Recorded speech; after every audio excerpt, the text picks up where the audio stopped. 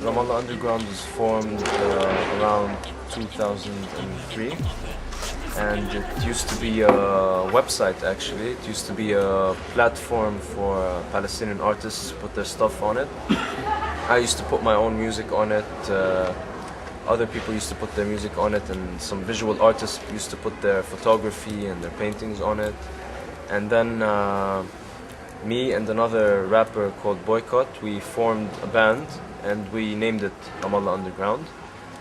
And around a bit more than 1 year ago, we split the band up, and everyone's doing his solo stuff now. And I'm continuing my solo work, which is hip-hop and electronic. And right now I'm collaborating with a lot of different musicians. And this project right now is basically my solo show and a collaboration with DJ Soto Sura and Aras Seyhan.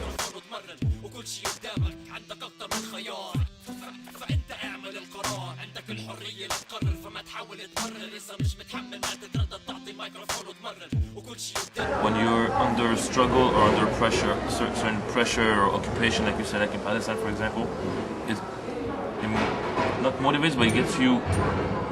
You create things more. You're more creative about things. You get more into arts. I mean, there are a lot of people. It's not just music that is big in Palestine. Even arts in general, like painters. I guess, I mean, also not all music from Palestine has a message. Like, some of it is just music for music. So some of it might be political, some of it might be social, some of it is just music without a message at all. You find all kinds of stuff. And why it's like that, I guess there's always been like music in the whole region, like not just Palestine, also Syria, Lebanon, the whole area.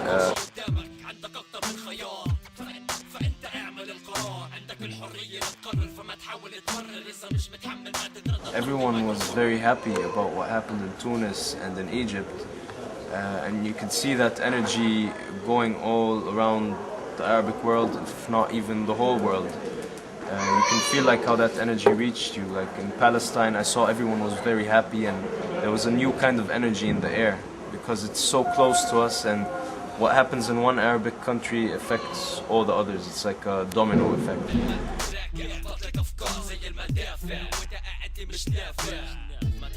I'm writing, but things are changing every day, so I don't know how to finish this song. So. But I'm definitely gonna finish something and then release something else. Yeah, just keep going on about it. To Palestinians and to all the Arabs, but also I think to the Palestinians it gives motivation and it gives them hope. I mean, when you see something happening in Egypt, for example, it gives finally the chance to open up Rafah. Before that, you cannot think about it. So, no, it gives a lot of hope for sure.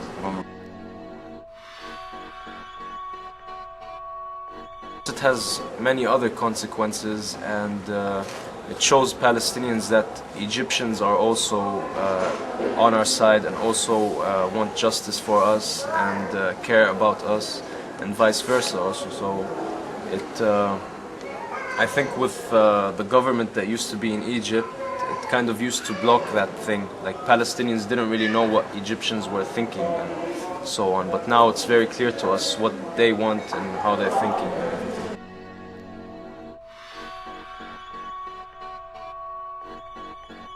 Definitely Palestinians have to unite and be one. We can't have two different voices, but we also need a voice that represents the people of Palestine today. And not the Palestinians only living in Palestine, we're talking about Palestinians also living in Jordan, living in Lebanon, living in Italy, in England, everywhere. We need a voice that represents all those Palestinians. And at the same time, we also want unity for Palestinians, but also for the Arab world also to unite. Instead of dividing, what has been going on is been dividing. No, we want to unite everything. We don't want to divide.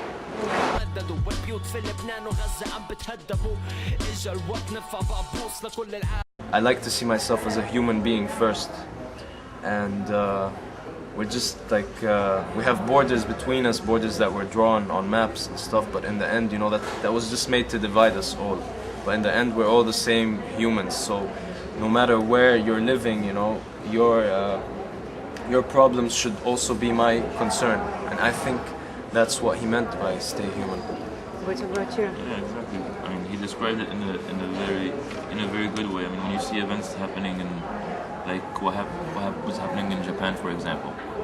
Even though I don't live there or anything, I still feel bad for what's happening. Sorry, I still feel bad for what's happening there. I feel bad for the people. I mean, you know, a lot of people are dying, and it's not cool. It's not. I'm not only focused on our situation because of the Palestinian. It's like you said, it's a human thing. You know? What about you? Yeah, the same things. I think that's called humanity. When some humans on our planet Earth like having problems, so that's also like that should be also our concerns. I mean, it's really sad for those people, you know, like for Vic, for example. But at the same time, it sets an example, and it shows, you know, it motivates and it shows humanity, like you said. Yeah.